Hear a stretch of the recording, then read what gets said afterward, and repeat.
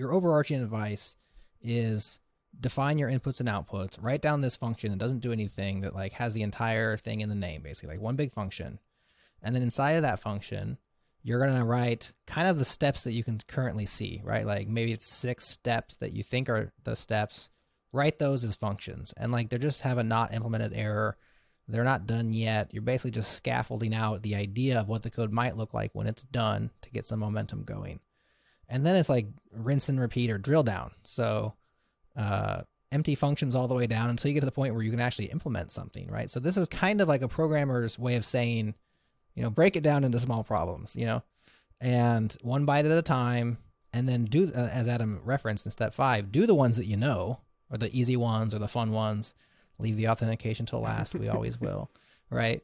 And then you're left with like, actually, when you do that process over and over, and you just iterate that, you're gonna have like most of it solved, right?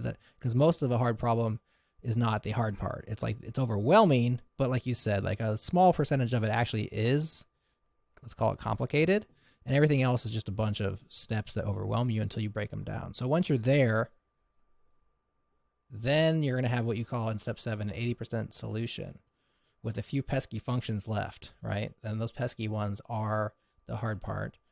And then you say from there, okay, now it's time to like go out to the interwebs, see what other people have done. In your case, for this algorithm, you found this Python project. You're not going to pull it in, but maybe you'll just read their code and see how they implement it and see if you can port some of that or at least get inspired by some of that to solve those very last hard problems.